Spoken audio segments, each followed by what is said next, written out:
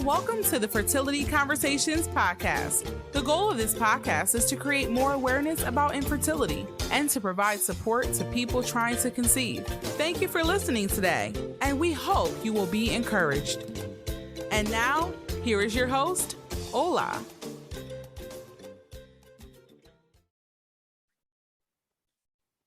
Welcome to another episode of Fertility Conversations. Today we're joined by KARABO. Actually, I'm sorry, I'm going to start again. Sorry, what's your last name? I wasn't sure. Maseri. Maseri, yeah, okay. So I didn't see it and I thought I was going to ask you, then I forgot. No, it's okay. All right. Okay, let's start again. Welcome to another episode of Fertility Conversations. Today we're joined by a lovely guest, KARABO Maseri. She's a South African travel and automotive blogger and content creator currently living in Netherlands. She joins us today to share her egg donation story and to enlighten us about the process of egg donation. So welcome, KARABO, and thank you so much for joining us today. Hi, thank you so much, Ola, for having me. It's really amazing to have this opportunity and platform to speak about, this topic. Thank you so much. We're so glad to have you here. So to start off, we usually say, tell us a little bit about yourself. That's always a very difficult question to answer because we have so many layers as human beings, and I always struggle with finding the right layer to pull up. But I am a content creator, digital content creator, specifically in the travel and automotive industry. However, I feel like the whole industry is just fluid, so I'm just a branch into all the other things that I just find interesting. And I'm also a 2-time egg donor from South Africa, and I'm currently based in the Netherlands. And just started living my life here and exploring and seeing what the country has to offer. Wow, and what an amazing page you have. Instagram and your YouTube, really, really amazing. So for anyone listening, do check it out. You're doing excellent work. Thank you so much. It's a lot of work. Yeah. I can imagine. And of course, you noted that you're a 2-time egg donor. So what was the inspiration behind you becoming one? I think at first when I applied, it was because of the money. I mean, when you think about what is the quickest way that you can make money, it's always egg donation, or like the quickest things that you find on the internet that people are doing. And at the time I was very young. I was really young, and I had just started my my university studies, my tertiary studies, and I think I just wanted a quick fix to make money. But I got rejected, and I don't even remember the name of the clinic that I applied with. And then a few years later, which was because when you grow, your view on the world and your values as well change, and you start seeing the world as it is, in your eyes, and the things that influence people to do the things that they do, and to want the things that they want. And I think for me, that also influenced my decision to egg donation, because I had heard a lot of stories about infertility and all the money that goes into trying to have kids. And for me, that just felt like something that could be fixed quickly if I helped as well, if I just jumped in to offer whatever help that I could. And for me, I revisited the whole idea of egg donation, because it seemed like the most easiest thing that I could do when you compare it to surrogacy. So I thought, what, let me just research more and explore this avenue a little bit further before I can commit to such a decision and process. And when I went into researching the clinics and the entire process, it just felt like it was a sort of an easy thing to do to help someone, and it didn't really need too much time commitment from my side, as long as I could help someone become a parent, and I could see the joy, changing someone's life without expecting anything back. And I think that's where everything took a turn when I started working, and I started opening myself up to social media and learning about infertility and people's processes, and how they were trying to have kids and they could not, and all they needed was a little bit of external help. Right. It's wonderful. And how was the process? I know that you said that in comparison to surrogacy, of course, it's not as time consuming or intense, but how was the process when you actually got to do it? How was the process of the egg donation? I don't want to say it was easy, as I mentioned before, because that was, the expectation that I had, that it was going to be easy, but I also don't want to say it's difficult. I think that my expectations were just a little bit downplayed, and also there's just a lot of information that you receive. I think that makes it an overwhelming process, because they also want to make sure that you know what you're getting yourself into. So my process was in between, honestly speaking. And I'm saying in between because you are taking hormones that you don't know how they're going to react to your body, how they're going to treat you, or how your body's going to react to them. And also, after the entire donation process, what happens to your body, your mind, all the things that have been happening to you, what's going to happen. So for me, the process was super easy when it came to the application itself, because I was sitting there and I thought, you know what? Today is the day that I actually look into this website and I look at the application form. And I remember it was one of those days where I was just, bored with anything to do. And I thought, let me just fill it out, because I've been putting it off for such a while. And when I started, it took me a long while, but it was such an easy and flowing application form that it made me think about my family history, which is something that I never really think about, and think about also my health and that of my family members. And it was a little bit interactive, in the sense that I had to ask those questions, find out more about my family. And after that, when I submitted it, and it was just a waiting game, which I actually didn't even think that they would respond so quickly. And I remember I had to go through the psych screening, the scans. And I remember before I could even do that, they had already found a match for me, which was so weird. They found a match so quickly, and they had to get the calls going, call me, call the psych, arrange a psych a meeting and do the scans and all of that. They were a little bit, excuse me, they were a little bit intimidating, because I've never had like a scan done before. And excuse me. And when you are in that situation where you do something for the first time, you feel a little bit exposed. You feel like you might miss something because there's too much information. But I think it went well, because I knew that I had the power to ask the questions. I was given a platform to ask questions that I was, although with all the concerns that I would have, I would raise them. And if I wanted to stop, I had the power to do that. And everyone that I was working with and everyone who gave me the information was always willing to hear me out and, to just rest my concerns, or always available for me to ask those questions. So it was a bit of a difficult and easy process to be in. Right. That's good to hear that, it all worked out not too far off from what you expected. Exactly. But what about the injections? Did you find that difficult? Did you have to do it yourself, or did you have to go to the clinic each day to get the nurse to help? So the injections were one of the difficult parts of the process, because I'm not really scared of injections, but they're not my favorite thing to do. So with the injections, luckily for me, at the time of my first donation, I was staying with my best friend, and we actually decided to donate at the same time, to apply. Oh, wow. Amazing. Yeah. Yeah. So I applied first, then she applied after me when I explained to her what I was doing, because obviously I needed support. Yeah. And she was very excited that, oh my God, like you can do that. I want to know about it as well. So I told her what I was doing, and I also told her that she doesn't have to do it. Like it's a personal decision that you make, you know?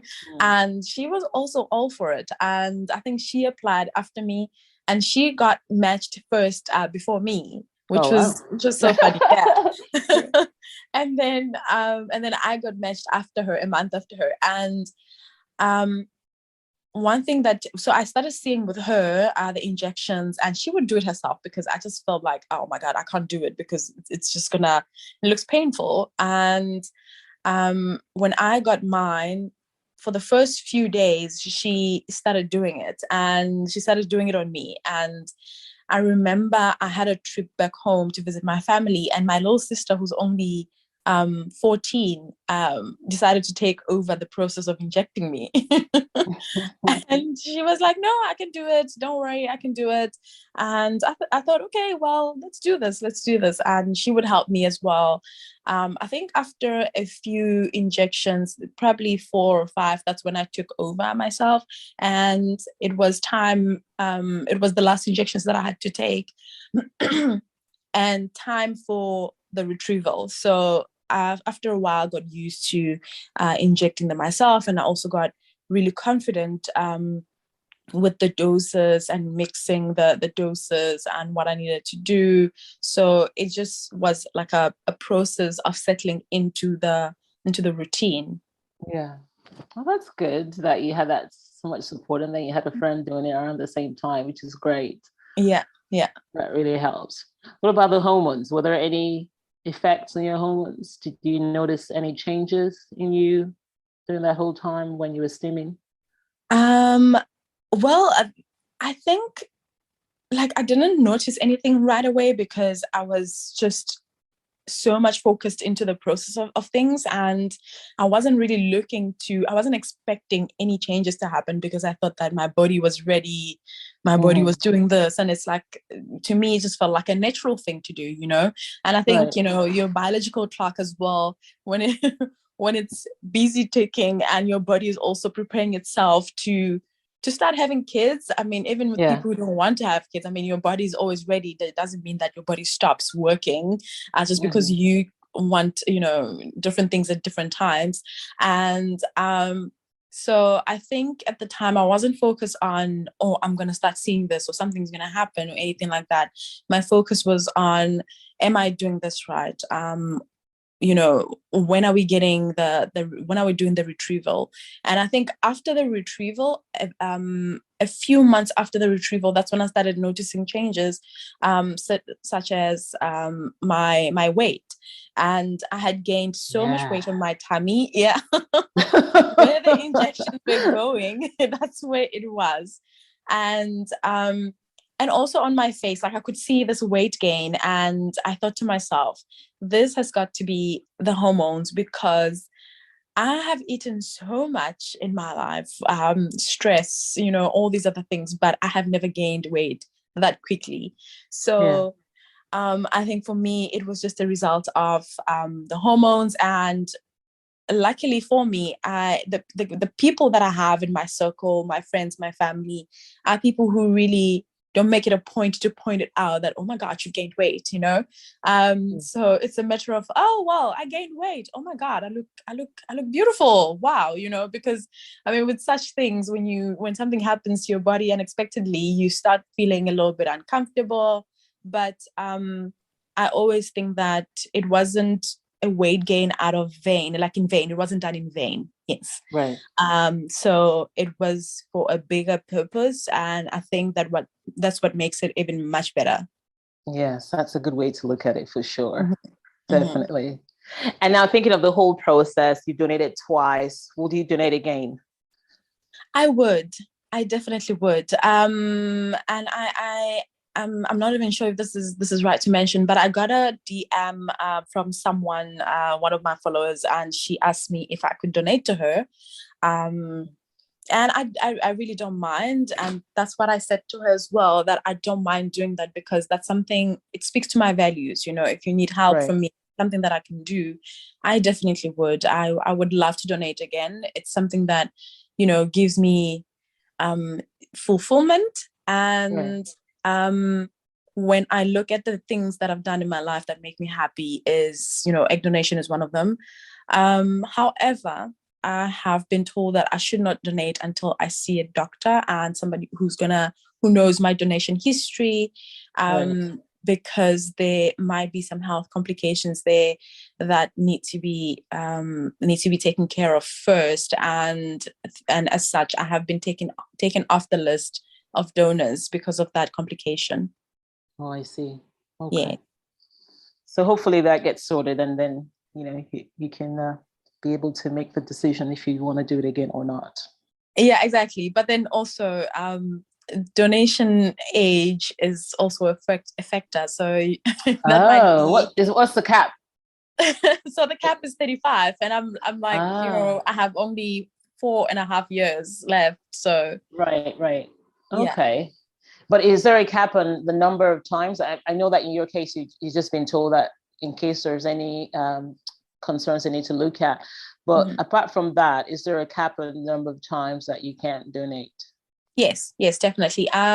So they try to do this because they don't want to find that there are people who donate too many times, and you find that around the world siblings get to meet and without without All right. knowing. Mm-hmm. So there's a cap of 6 times in South Africa. I don't Okay. know about anywhere else. I do believe that if it's more than that, it will be a concerning thing for if the eggs are successful, all of them. Right.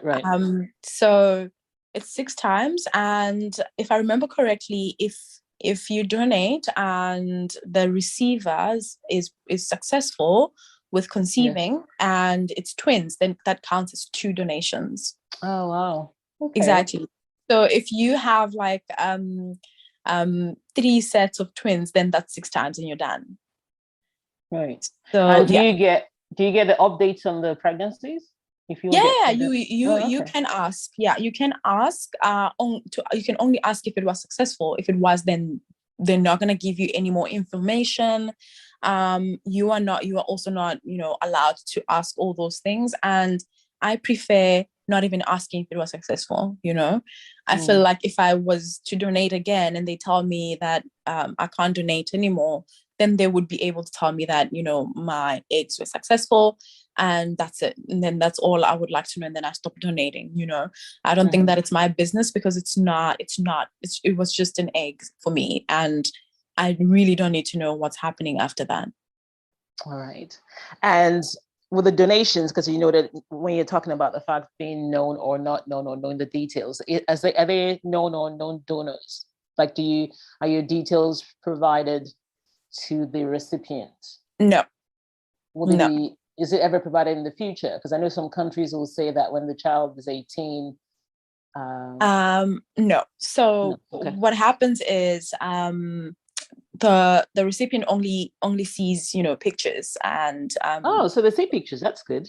yes, so they see pictures because they want to, at least they're given the right to choose what the child would look like, because you want somebody who's Right. going to resemble you, right? Yeah. So they see the pictures, they see the family history in terms of diseases or any sort of disorders and all these other things, or things to note, because I remember when I was filling the form were things that you love about yourself or anything like that. And I think I noted some of my physical traits, and also some of my some things that I can do myself without that I have taken up myself.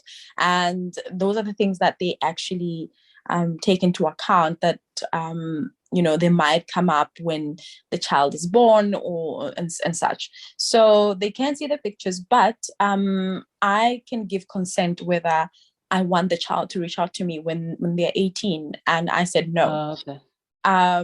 if ever, and then they ask if ever the law in South Africa changes that we can release your details to the recipient and the child, do you consent to that? And I still said no.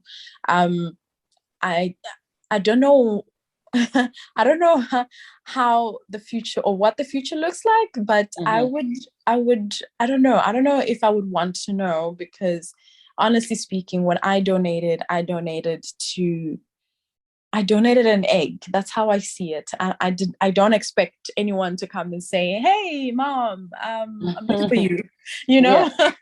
Yeah. So I don't see it as that. And also, there's just no way of telling how the law is going to change. And I think also with the parents as well, I think there's some sort of a disclaimer or some sort of an NDA that they have to sign as well, in terms of their information being shared, or the child's information being shared. So I think it goes both ways, which is really nice. Yeah. So for me, I just said no to everything. Fair enough. Yeah. And of course, even the fact that, you're really active on social media, and of course, I got to know you from a YouTube channel, and you sharing your egg donation story. Yes. And of course, this is still a taboo topic in many societies, and especially here in Africa. Why did you decide to be so open and share? Because really, no one would have known if you hadn't said anything. Exactly. Exactly. Yeah. I'm very curious. I'm a very curious person. The things that I usually do are out of curiosity, but once I land myself into something, I find that not a lot of people know about it, and if they knew about it, then they would be comfortable to tell their own story. And I think this just goes back to also sexuality and sex in general.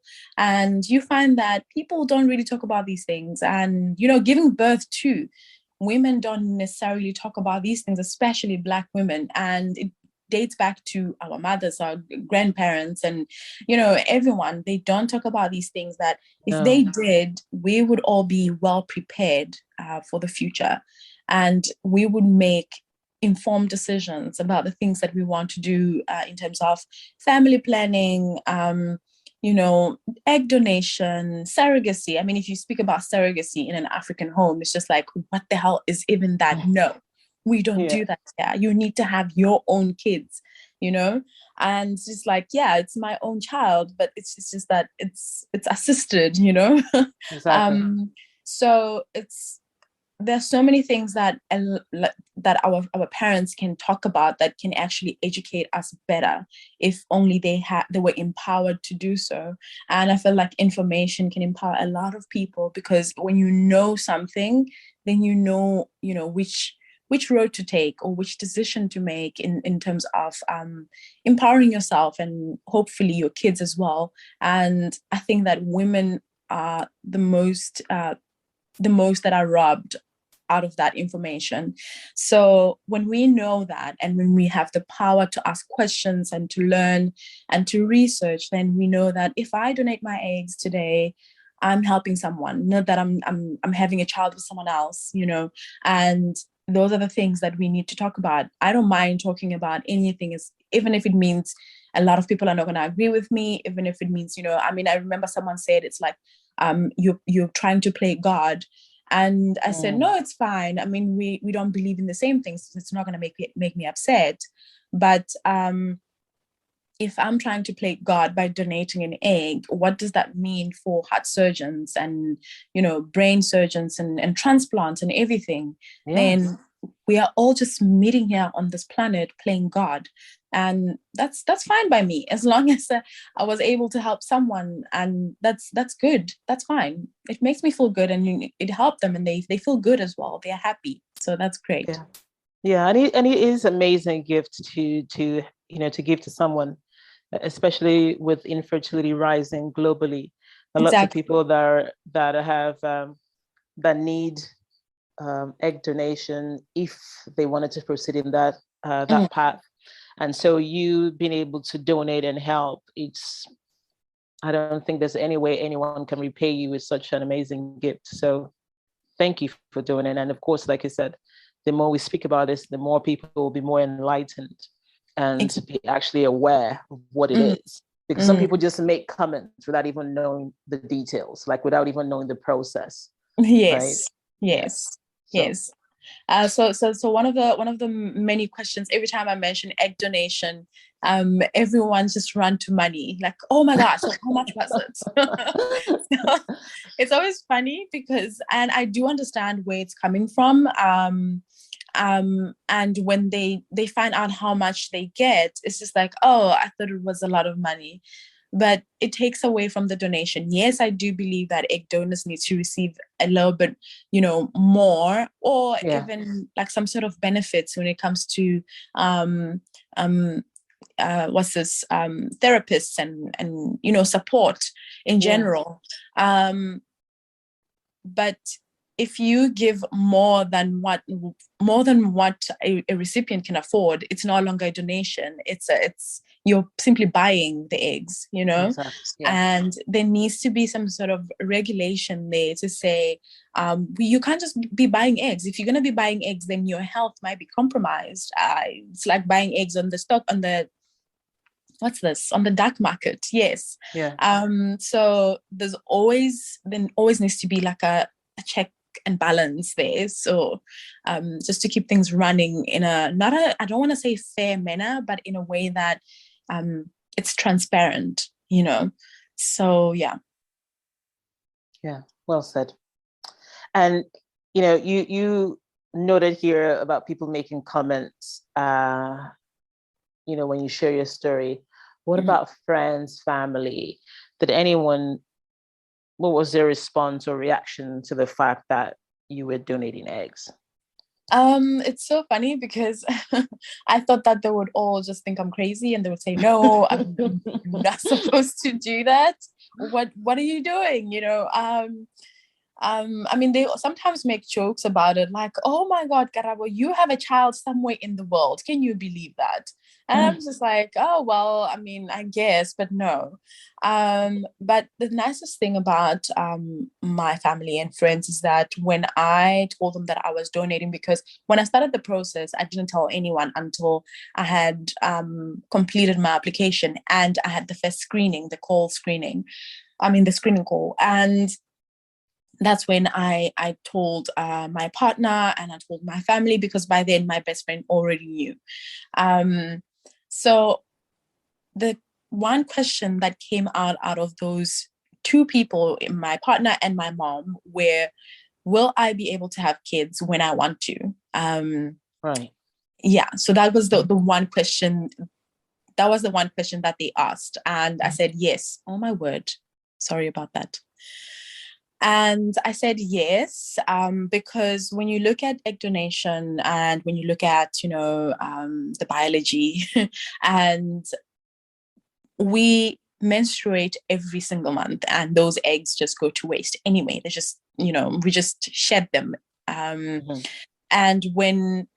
when you do egg donation, obviously those eggs that were supposed to leave your system, that were supposed to die, are going to be nurtured. They are going to be stimulated. They're going to grow, and then they're going to be taken out instead of me bleeding them out, And right. So which means that I'm not losing anything. I'm not losing my egg count, and also that's how I was explaining to them that every single time, every month I get new ones. Every month I get new ones, and it's just a matter of them taking the ones that I was going to lose, and they're going to stimulate them, and then they're going to take them.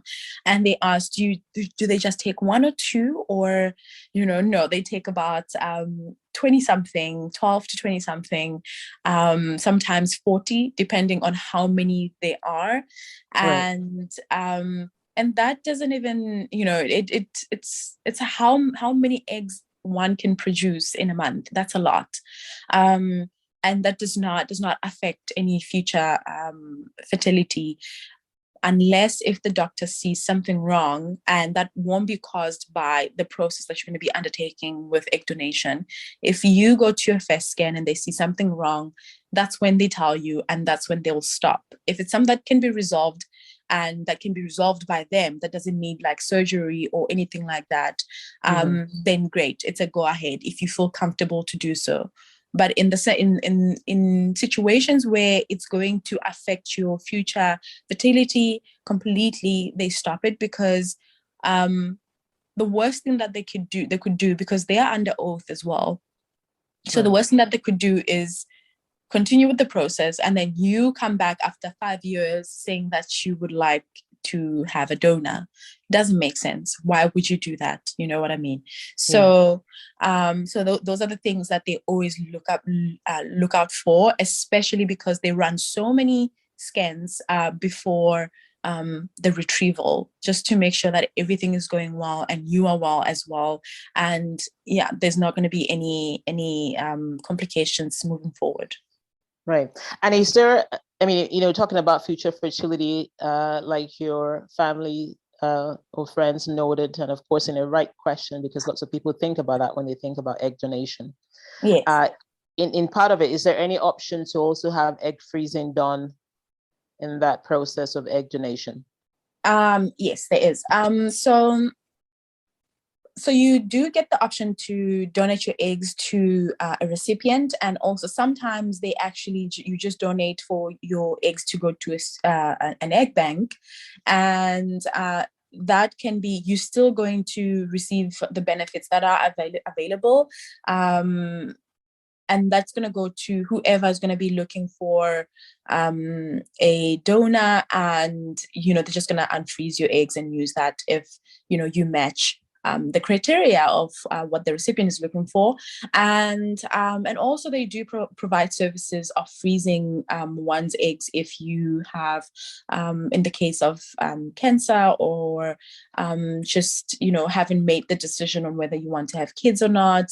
There are those personal services to freeze your eggs, and you can just use them at a later stage. So they do offer those services. Yes.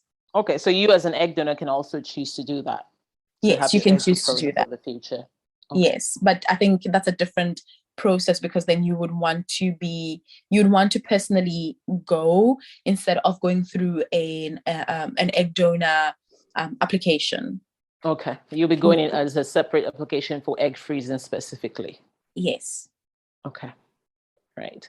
And so that's great. Like, I love the fact that they do a lot of scans, and if things are not going too great, they advise you, so that way you don't move forward. Because I think it's important, like you said, that people are aware and informed of the situation, so they don't have to then come back again in the future and also seek egg donation when they donated eggs earlier. So that's good to know.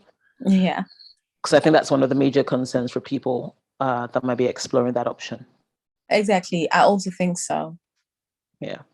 And like you rightly said, the stimulation helps you to get a whole lot more eggs than you usually get each month. So I think that's why some people always wonder, how is it that you're getting 20-something eggs when, each month it might be 1 or 2? Yeah. So of course the stimulation helps in that aspect. So thank you so much for sharing. And of course, in your opinion, we speak about the fact that I haven't seen anyone else in our society that is speaking about egg donation after donating eggs. So it's amazing what you're doing, and I'm so glad to have found your page. I'm just wondering, what else can we do, in your opinion, to encourage more conversations about egg donations and the use of donated eggs? I think at the moment, I think there was a time where I was having a conversation with the clinic that I donated through, not even a clinic, the program, the people from the program that I donated through, and we were just having a conversation. I was asking all these questions that, what are the things that a lot of people don't know about egg donation that that they would really like them to know. And it's the fact that in South Africa, there isn't there isn't much information online if you go and research egg donation. Everything that pops up is, America or Europe. And Right. even in Europe, there's less information, but America takes the cup when it comes to the information that's out there. And most usually Definitely. you find a lot of third-party information where the people are not even donors, and they just, find random information online and they just post it as fact. And I feel like if we are in a community or in a society where we have a platform to share these stories, if we can have South Africans sharing their donation stories, because there are many donors in South Africa that have donated, and also people who are interested in donating, they just don't know if it's the right time to donate. And some people just want to donate for the fun of it because they just want to be a part of the process, because they think it's fun. I mean, we do things for different reasons. And I think that if there is also a recipient who is open enough to talk about their story, even in a closed space, that's fine, as long as there is that sort of information out there to say that they have had this help from a donor and this is how their process went, or this is their story. That would help a lot, because I've realized that when people learn by watching other people, it becomes so impactful. And when you know that, seriously, it does not take away from you to do something like that, it helps a lot. I think we still have, especially as Black people, we still have this, we are very connected, and we're very attached to things. And it's because of how we were raised, because family means everything and anything that comes from you. And also when you think about African spirituality and, anything that has to do with African, honestly, it's all about you. It's all attached to you. It's all, the older you grow, whatever you've done in your life becomes a part of you. And yes, I might have donated an egg. It is a part of me. But to me, I'm looking at it with a Western lens, which may sound a little bit, worrying, or especially for a lot of us African folk, to say, well, you're looking at it with a Western lens, which is very weird. But once you learn to let go of the things that you should let go of and continue to be attached to things that are important to you, then that's okay. You are contributing to someone else's life. You are making someone else's life better. Their dreams come true of becoming a parent. And I think when we start having those conversations of it's not taking away from your roots, then that's fine. It's good, and it's also going to form a part of you. It's going to form a history in your life, but in a way that it's not taking you away from your purpose of family in your own context, not in somebody else's just because you gave them an egg. So if we can remove ourselves from that attachment, I think we can do a lot of amazing things. I mean, if you can think about a lot of the things that you've wanted to do and you couldn't do them because you thought of your family, your friends, and oh my God, I don't want to do this because it's gonna cause a strain, or it's gonna leave a bad, taste or anything like that. Yeah. It's because of that attachment that we have to our families and our friends and our history. And I think that it's okay, but some things we should just learn to let them go. So that's how I feel about the entire process, actually, when, specifically about egg donation. So if we just need that, that openness to talk about these things so that we can educate other people. Yeah. Definitely. And, you've done this egg donation in South Africa. Do you think people are more open about their need to use egg donation? No, definitely not. It's a very hush-hush thing in South Africa.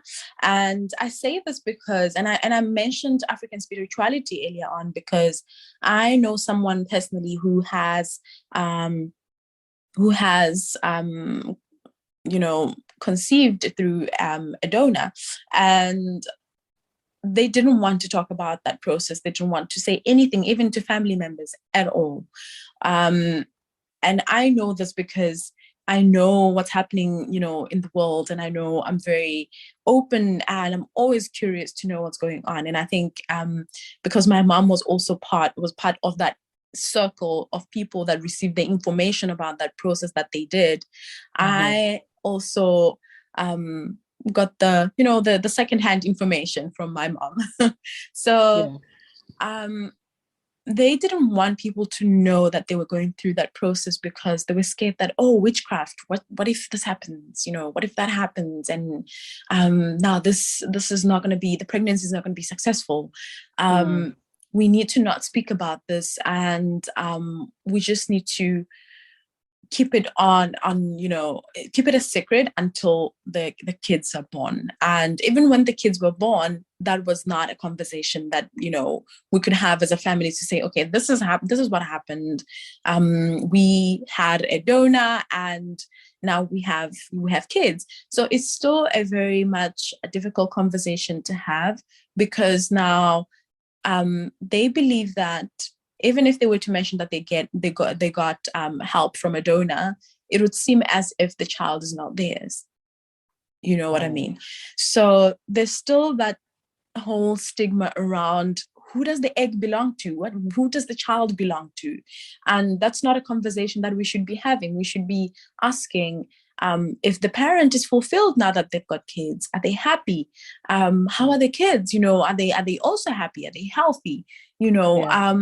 And that's it. Are they growing in a happy family? That's it. That's all we should be concerned about, and we should be happy about. And that's it. We shouldn't be asking, are they yours? Who do they belong to? No, that shouldn't even be something that we're thinking about.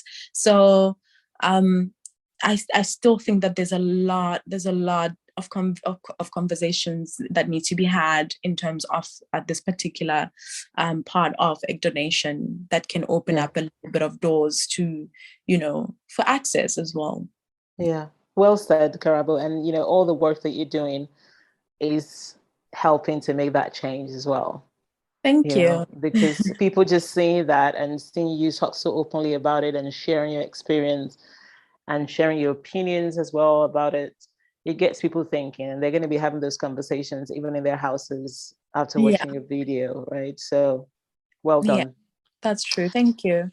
Yeah, and of course there's a lot of conversation, like that in Europe, back in, I believe, the 70s, 80s, or even 60s, people that used donated eggs or sperm were advised not to tell any children conceived. And of course, there's a lot more conversation and encouragement now in Europe, in the States, perhaps a lot more in the Western world, about the need to tell children that they're donor conceived. And of course, I've spoken to a lot of people here in Africa. Well, I say that subjectively, the people I have spoken to, so I don't speak for the whole continent. But the conversations I've had, people have had concerns about telling the children that might be conceived, just because they had concerns that, people say that's not my child. Will family members remove the children from potential, inheritance? Would children be spoken to directly and say that you're not part of this family? Things like that. So there's a lot of, concerns and reasoning that goes behind people's decisions, either to tell or not to tell. What are your views on that? I think that a lot of it stems from fear. I mean, as Africans, we are, going back to the connection part and attachment, our belief system is all around, the family tree and,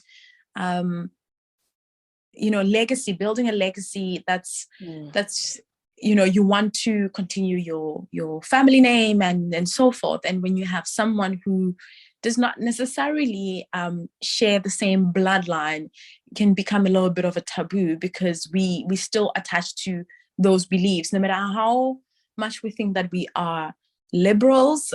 we are very much conservative, and we like to think that we are of the world. And when it comes to such things that are very deep, we are very scared. And I think a lot of women wouldn't be scared if it wasn't the men in our families, you know, and how the entire family system is run. I think there are men, obviously, who are open to such things and who are interested actually in having a family, and they would do absolutely anything to have a family.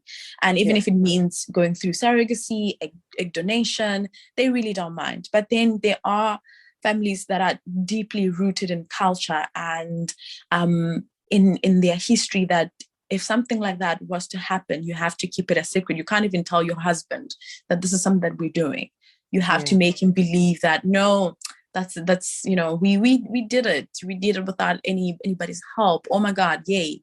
Thank goodness, you know, and everyone is happy, because when you keep that secret, then no one is going to come under scrutiny on this is wrong, this is right, we're banishing you from the family, because those things still happen, you know, sadly. Yes, they do. Exactly. So, and with us as Africans, we don't have, you know, and it's so sad, because when I think about it, every single time I've had a story about a family or a couple that have infertility issues, it would always be a woman being blamed for it. You know, you can't have kids. There's something wrong with you.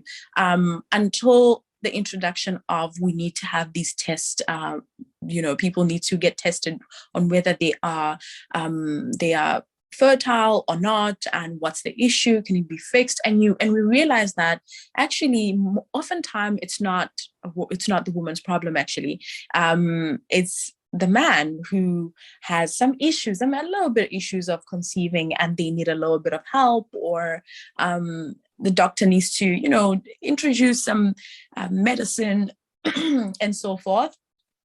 And I think that a little bit helped with women being a little bit vocal in terms of they need assistance, you know, and because back in the day, if there was an issue like that, if the husband is having issues with conceiving, then the wife would ask the brother to help them have a child, and that would be done in secret as well, because there's so much fear around, you know, talking about these things. And again, if we have conversations as family, because I believe that my purpose in my family is to educate people who don't know, my family members who don't know. And I don't see it as, oh, it's dumb. How are they dumb? Or how do they not, you know, it's an opportunity to educate people. And it's not because they're dumb, it's because they were introduced to different ways of doing things, and now there are even better ways of doing things. And that's my duty to my family, to educate them about these things. And it shouldn't seem like a bother. It's not, you know. It's always an opportunity to educate and to also learn, why are people still believing in such things, and how is it that we can change that?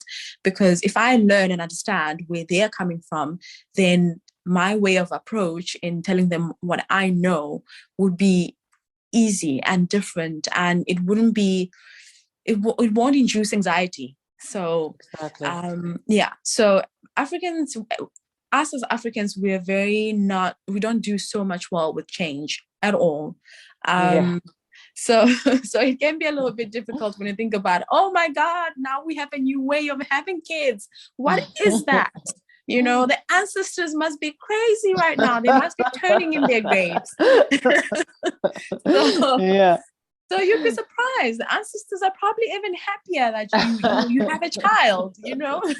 I love you using the ancestors. Exactly. So you never know. You were sent an angel to help you have a child. So there's so many things that we don't know. So we just need to be very patient with each other and not try to not resist that change. And it's okay. It's okay to be fearful, but not so much that it consumes your a way that's going to make things easy for you, you know?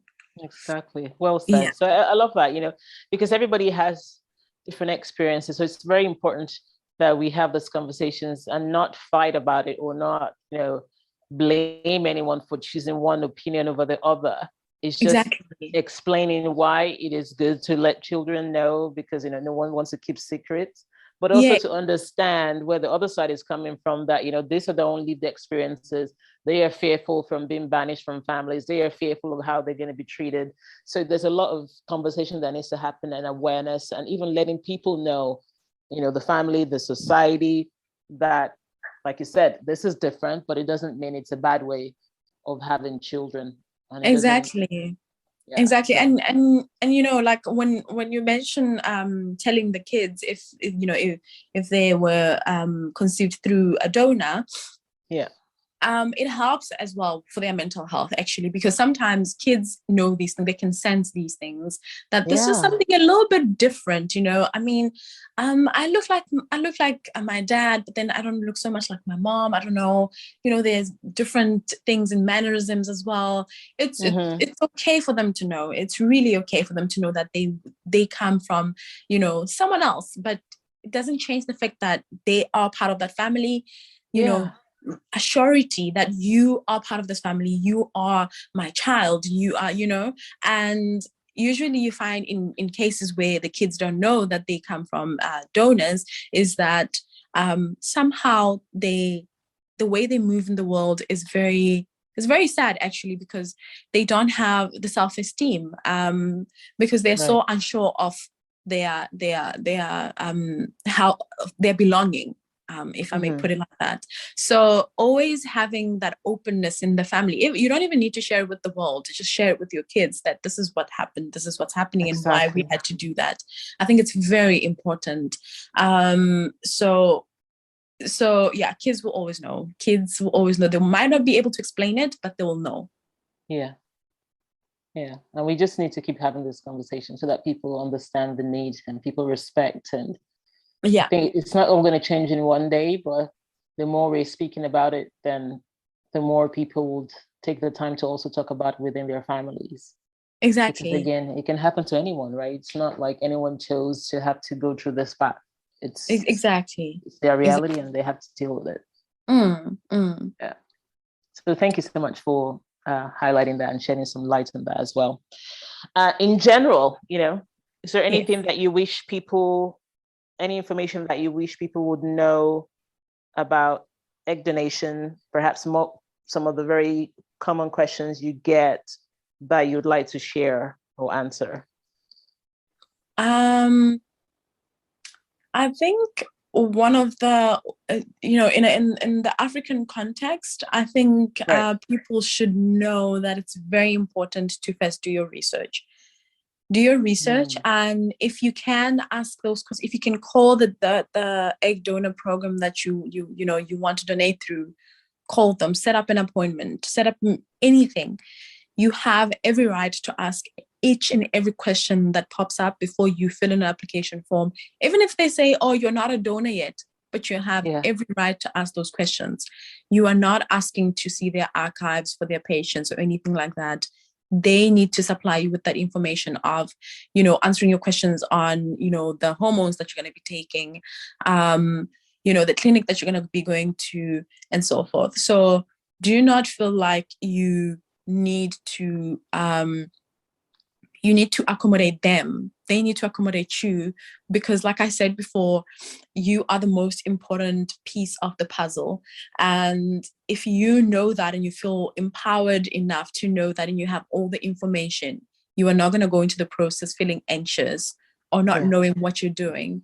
You are going to know exactly what you're doing and what's going to come out of that, and you are going to be healthy and safe. So I think that's the most important thing. And I think one of the questions that I've never really got to answer is the the bills.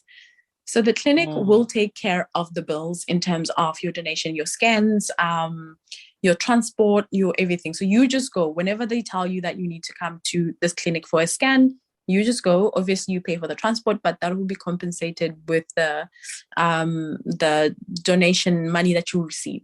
So all the scans, the tests, and everything that will be done, that will be taken care of by the clinic. It's not coming out of your pocket, because a lot of people are worried that they're going to be paying for that. No, that's not your responsibility. So yeah, I just really hope that people have the power or they feel empowered to ask questions before they get into that. And I'm always open on my Instagram to respond to questions. I mean, I've received a lot of questions and I still continue to do so, which I really don't mind at all, because I feel like with that information, you make an informed decision on whether you want to donate or not. Exactly. So the best way for people to reach out to you then will be at your Instagram account. It will be my Instagram account or my email address. My email address is on my Instagram as well, and it's usually under my videos as well. So I'm always, I mean, I might not be able to respond like within the hour, but a day or two, I'm always responding. I feel it's very important to do so, because people want to know that before they can do anything. And I think it's really nice that people are asking all those questions, even if it's about money. I really don't mind. If you want to donate for money, that's fine. At the end of the day, the recipient will be at least getting some hope, and right.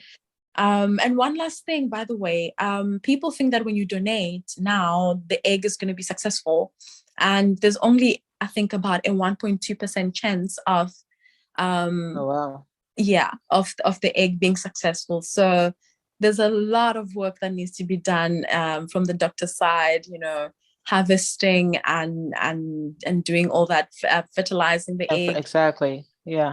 It's a lot of a process after the retrieval. So it's not just because you donated it's successful already. No, there's still a lot of work that needs to be done. So just because you're donating, that's just a spark of hope that, we've reached the process and now the next one starts. So always have that in mind. Thank you for sharing that. So it doesn't mean that because you donated or they retrieved 20 eggs, that means that's 20 babies out there. No. No. So out of 20, about, say for example, out of 20, about 15 will be viable for fertilization, and out of those 15, about say 5 will actually get fertilized, and out of those 5, maybe 3 survive, and out of those 3, then we never know what's going to happen. Will the recipient have a successful pregnancy, or complications might happen? Anything is possible, honestly.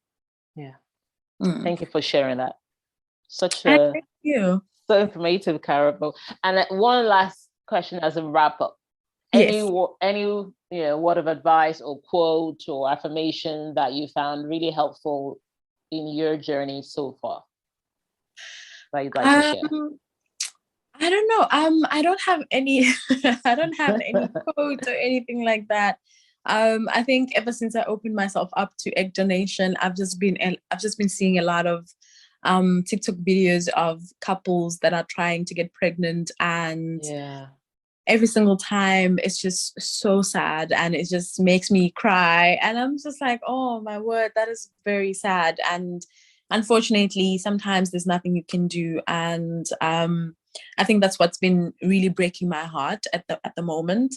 But every story, every journey has, light at the end of it, and I do believe that everything has its own time. And something that a friend of mine used to say is that the universe always meets you at your intention. I think that your intentions on whatever you do, be it egg donation, be it surrogacy, be it, providing information to everybody who needs to have it, the universe, people will always receive that information. The people that need to will always receive that information and take it. Doesn't mean that they need to tell you that they've received it. Just know that someone has received it. Thank you. Well said, KARABO. It has been really amazing having you on here on the show. I mean, it's such an informative session. You have touched on so many points, and I'm sure everyone listening has been enlightened and inspired and encouraged as well. And I'm so glad once again, for all the amazing work you're doing, raising awareness educating people and sharing your story. It is so important that we keep having these conversations. And you never know who's going to come on your YouTube channel and listen and watch that and just be, that's just what they needed to see, right? So, Yeah. or listen to this podcast episode and just be like, wow, yes, I've had that question all this time, or know to reach out to you and get more support. So thank you so much. It's been such a pleasure having you on here. Thank you. Oh, thank you so much for having me. Yes, and we look forward to having you again in the near future. Definitely. Let's do it. Thanks for joining us this week on the Fertility Conversations podcast. If you enjoyed this podcast, please give us a 5-star rating and subscribe. Follow us on Instagram at Fertility Conversations. If there are any topics you would like to have discussed, please send an email to fertilityconversations@gmail.com. Be sure to tune in next week for our next episode. Thank you again for listening. Take care of yourself and do stay hopeful.